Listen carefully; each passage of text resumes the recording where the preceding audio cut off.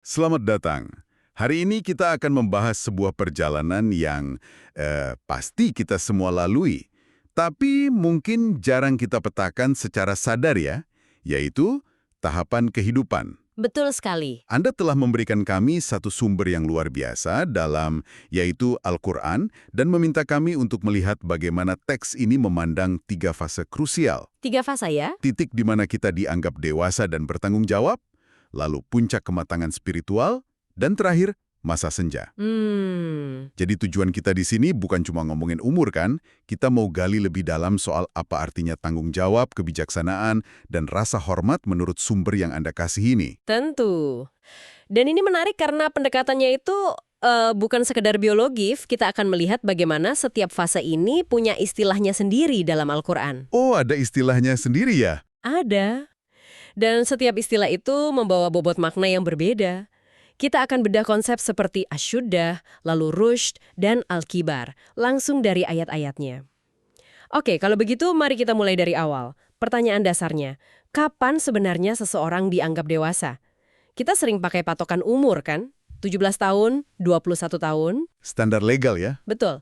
Tapi Al-Quran, dari sumber yang Anda berikan punya istilah yang kedengarannya jauh lebih dalam. Balaga asyuddahu, mencapai kekuatan puncaknya. Nah, itu dia. Ini sepertinya bukan cuma soal angka di KTP ya? Sama sekali bukan. Asyuddah itu bukan titik waktu, tapi sebuah kondisi. Kondisi. Iya, kondisi di mana seseorang dianggap punya kematangan fisik dan intelektual yang cukup untuk berdiri sendiri. Inilah garis start yang sesungguhnya untuk tanggung jawab penuh. Oke. Contoh paling klasiknya ada dalam kisah Nabi Yusuf. Ini adalah momen transisi dari ketergantungan menjadi pilar yang bisa menopang, gitu. Jadi gimana persisnya sumber ini mendeskripsikan momen penting Yusuf itu? Teksnya dalam surah Yusuf ayat 22 sangat puetis dan langsung ke intinya. Dikatakan, "Walamma balagha asyuddahu atainahu hukman wa ilma, wa kadzalika najzil muhsinin." Yang Artinya, dan ketika dia telah mencapai asyuddah, kedewasaan yang sempurna, kami berikan kepadanya hukman, hikmah, dan ilmu. Demikianlah kami memberi balasan kepada orang-orang yang berbuat baik. tunggu dulu. Jadi ini bukan sekedar, oke, kamu sudah cukup umur, sekarang kamu bertanggung jawab. Bukan. Tapi seolah-olah Tuhan sendiri yang bilang, karena kamu sudah mencapai kapasitas ini, aku anugerahkan kemampuan baru. Ini mengubah tanggung jawab dari beban jadi sebuah kehormatan ya? Tepat. Ini seperti promosi spiritual. Kapasitasmu diakui, dan sebagai hadiahnya, kamu diberi alat yang lebih canggih, kebijaksanaan dan ilmu untuk menghadapi tantangan yang lebih besar. Jadi, ini bukan garis finish. Bukan, ini garis start yang baru. Tuhan menganugerahkan hukman dan ilman ini sebagai respons langsung terhadap perkembangan Yusuf. Ini adalah sebuah pengakuan. Oke, contoh Nabi Yusuf itu kan level kenabian. Apakah konsep asyuddah ini juga berlaku untuk orang biasa? Maksud saya, dalam urusan sehari-hari kayak katakanlah soal warisan atau keuangan? Pertanyaan bagus. Justru disitulah kita lihat universalitasnya. Ada contoh sempurna dalam surah Al-Kahfi tentang dua anak yatim. Ah, ya. Nabi Khidir memperbaiki sebuah dinding untuk melindungi harta peninggalan ayah mereka. Kenapa? Tujuannya sangat spesifik. Iya, di ayat 82 surah itu disebutkan alasannya. Potongannya berbunyi, Fa'aroda robbuka an yablugha ashuddahuma wa yastakhrija kanzahuma. Nah, itu dia. Maka Tuhanmu menghendaki agar keduanya sampai pada asyuddah mereka dan mengeluarkan harta simpanan itu. Istilah yang sama persis, lihat kan, asyuddah di sini artinya sangat praktis. Titik di mana mereka punya kapabilitas finansial dan intelektual untuk mengelola warisan itu dengan bijak. Jadi bukan soal tanda-tanda pubertas semata. Bukan.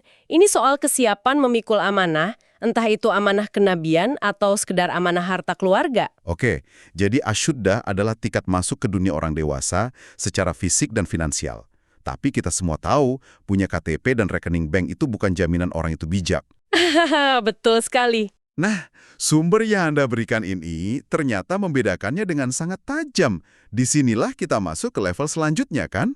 Anda menangkap poin kuncinya. Gimana Al-Quran membedakan antara kedewasaan fisik dan kedewasaan spiritual? Al-Quran sangat jeli dalam hal ini.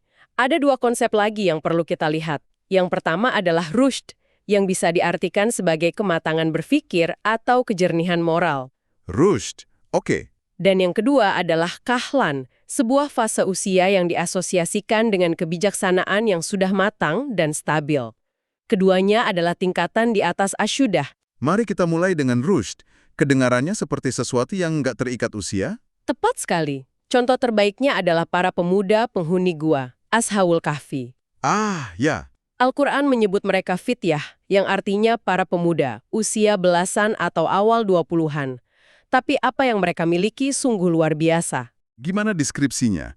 Dalam surah Al-Kahf ayat 13, Nahnu naqussu 'alaika naba'ahum bil haqq, innahum fityatun amanu birabbihim wa zidnahum huda. Kami kisahkan kepadamu cerita ini dengan benar. Sesungguhnya mereka adalah pemuda-pemuda, fityah, yang beriman kepada Tuhan mereka dan kami tambahkan bagi mereka petunjuk. Betul. Mereka masih sangat muda, tapi iman mereka sudah kokoh. Lebih dari itu, mereka punya kejernihan visi untuk menolak sistem kepercayaan yang korup di sekitar mereka. Sebuah keberanian moral yang seringkali nggak dimiliki orang yang lebih tua. Itulah rushd. Itulah rushd. Bayangkan seorang aktivis muda hari ini, mungkin baru 20 tahun, yang punya kejernihan moral untuk melawan ketidakadilan. Padahal orang-orang yang lebih tua di sekitarnya diam saja karena takut atau nyaman. Saya mengerti. Secara umur dia fityah atau pemuda, tapi secara spiritual dia sudah mencapai rushd. Kematangannya melampaui usianya. Jadi rushd adalah kualitas, bukan tahapan umur. Lalu bagaimana dengan kahlan? Istilah ini kan digunakan untuk mendeskripsikan Nabi Isa. Benar. Dan kayaknya lebih terikat pada fase usia tertentu. Benar. Jika rushd adalah kualitas yang bisa dimiliki siapa saja di usia berapapun, kahlan lebih merujuk pada sebuah periode emas dalam kehidupan seseorang. Periode emas ya? Dalam surah Ali Imran ayat 46, malaikat memberikan kabar kepada Maryam tentang Isa. Deskripsinya sangat unik. Dikatakan bahwa putranya itu wa yukallimun nasa fil mahdi wa kahlan wa minas sholihin. Dan dia berbicara dengan manusia dalam buayan, fil mahdi, dan ketika sudah kahlan, dan dia termasuk orang-orang yang soleh. Iya. Penyandingan antara buayan dan kahlan itu menarik. Satu di awal sekali, satu lagi di puncak kehidupan. Persis. Berbicara di buayan itu mujizat, tanda kenabiannya yang luar biasa. Tapi berbicara saat kahlan, yang ditafsirkan sebagai usia antara 30-an akhir hingga 50 tahun, itu bukan lagi soal mujizat. Tapi soal apa? Soal puncak kebijaksanaan manusia.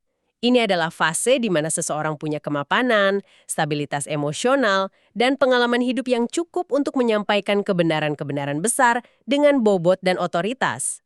Pesannya sudah teruji oleh waktu, pribadinya sudah kokoh. Tepat. Tapi, bukankah ini terdengar sangat ideal?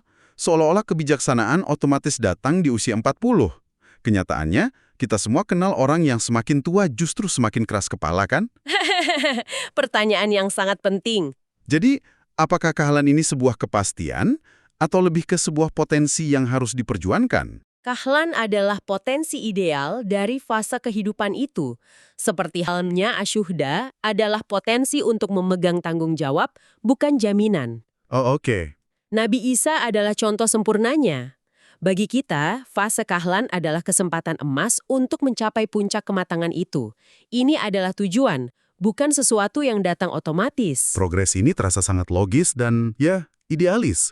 Menjadi kuat secara fisik, asyuhda, lalu matang secara spiritual, rushd, dan akhirnya mencapai puncak kebijaksanaan, kahlan. Tapi ada satu fase lagi yang tak terhindarkan, yang sering kita takuti. Busur kehidupan ini kan harus turun lagi. Bagaimana Al-Quran membicarakan bagian yang paling sulit, menjadi tua. Dengan realisme yang mendalam, tapi juga penuh kasih. Tidak ada penyangkalan terhadap kerapuhan fisik yang datang bersama usia. Justru sebaliknya. Oh ya, dalam doa-doa para nabi, mereka sangat jujur tentang kondisi mereka. Nabi Zakaria misalnya, saat berdoa meminta keturunan. Ya, dalam surah Ali Imran. Dia berkata di ayat 40, Waqad balagoni al-kibar. Padahal usiaku yang senja, al-kibar, telah sampai kepadaku. Dan Nabi Ibrahim juga menggunakan frasa yang mirip saat menerima kabar gembira akan punya anak di usia tua. Ah, betul. Dalam surah Al-Hijr ayat 54. Qala wa maza yubashiruni iza qad balagoni al-kibaru. Padahal al-kibar usia senja telah menyentuhku. Mencapai dan menyentuh. Perhatikan pilihan katanya. Mencapai balagani dan menyentuh masani. Ini bukan deskripsi klinis, tapi sangat personal dan manusiawi. Mereka merasakan dampak usia di tubuh mereka.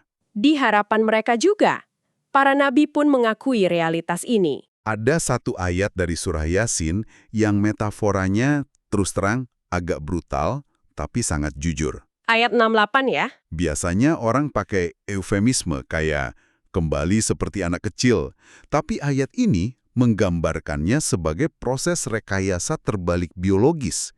Ini membuat kita berhenti dan berpikir ya. Sangat. Ayat itu berbunyi, وَمَنْ نُؤَمِّرْهُ نُنَكِّسْهُ فِي الْخَلْقِ أَفَلَا يَأْقِلُونَ. Dan barang siapa yang kami panjangkan umurnya, niscaya kami kembalikan dia pada awal kejadiannya. Nunakisu fil khalq. Maka apakah mereka tidak mengerti? Kami membalikannya dalam penciptaan. Itu dia. Wow! Itu deskripsi yang puitis sekaligus sangat akurat secara ilmiah. Sebuah pembalikan. Kekuatan fisik menurun, ingatan mungkin melemah. Kembali ke kondisi ketergantungan. Seperti di awal kehidupan. Dan yang paling menusuk adalah pertanyaan di akhirnya. Maka, apakah mereka tidak mengerti? Ini ajakan untuk merenung selagi kita masih di puncak kekuatan.